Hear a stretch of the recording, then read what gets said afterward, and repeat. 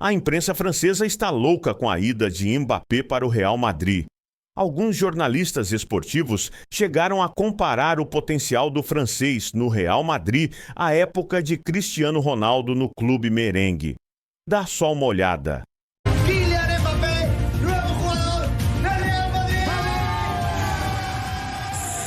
Ça, c'était sur les réseaux sociaux espagnols hier soir à l'annonce officielle. Kylian Mbappé qui rejoint donc le Real Madrid. Bonjour Fred Hermel. Bonjour J'ai Apolline. envie de dire hola Fred Hermel, évidemment notre consultant plus madrilène que jamais. Fred, vous êtes aussi enthousiaste que les Espagnols ou pas? Ah oui, bien sûr. Oui, parce que c'est une ville où j'ai vécu pendant 29 ans, un club que je connais par cœur. Et je suis français, donc moi je suis content que le leader de l'équipe de France, le capitaine de l'équipe de France, grimpe d'un niveau, parce qu'aller au Real Madrid, ça va faire du bien à sa carrière. On avait l'impression qu'il stagnait un petit peu depuis 2 ans. Je pense que se remettre en cause, comme il va être obligé de le faire au Real Madrid, va être bon pour tout le monde, pour le Real, mais aussi pour l'équipe de France. C'est gagnant-gagnant. C'est gagnant-gagnant, parce que finalement, il arrive gratuitement, pas vraiment gratuitement, parce que le Real va quand même débourser entre 80 et 100 millions d'euros pour ce qu'on appelle la prime à la signature. Il va avoir un très bon salaire, la moitié de ce qu'il gagnait au PSG. Non pas qu'à Madrid, il va gagner peu, mais c'est qu'il gagne beaucoup au PSG.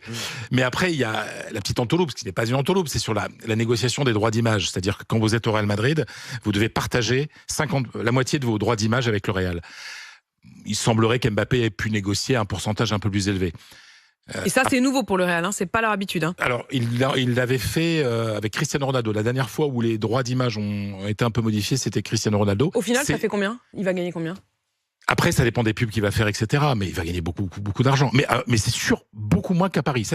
Mais Charles nous disait tout à l'heure, il n'y va pas pour l'argent. Ah non, parce que sinon, il reste à Paris. Le salaire qu'il avait à Paris, c'était le plus grand salaire du monde. Donc c'était pas, c'était insoutenable. On sait l'intérêt pour Kylian Mbappé, mais au fond, quel est vraiment l'intérêt pour le Real Madrid? Est-ce qu'ils avaient besoin de Kylian Mbappé? C'est justement parce que ça va bien. Ils viennent de remporter la Liga et surtout la Ligue des Champions samedi soir. Mais c'est quand les choses vont bien qu'il faut préparer l'avenir. Et puis après, c'est un choix personnel du président de la République, du président du Real, pardon. J'adore ce lapsus, pardon Fred, mais alors... Ce lapsus, tout simplement parce qu'on considère que le président du Real est plus puissant qu'un ministre en Espagne. Il y a une telle ferveur pour le Real que c'est un homme de pouvoir, puis c'est un grand patron, c'est numéro 1 du Et c'est un choix très personnel, c'est un choix personnel, oui, parce que Kylian Mbappé... En fait, c'est-à-dire qu'on sait que pour Kylian Mbappé, c'est vraiment un choix du cœur. Oui. Juste, on peut révéler une coulisse, c'est même pas une coulisse. Hier soir, j'écoutais l'after et Fred a son téléphone qui a vibré en plein after en disant: tiens, j'ai un SMS du président du Real, Florentino Pérez. Comment il a vécu ça, cette soirée hier soir, Florentino Pérez? Il était très content parce que ça faisait plusieurs semaines qu'il se moquait de moi en me disant: mais non, Mbappé, je sais pas, alors que c'était fait. De toute façon, quand il commence à vous dire qu'il ne sait pas, c'est parce que c'est fait.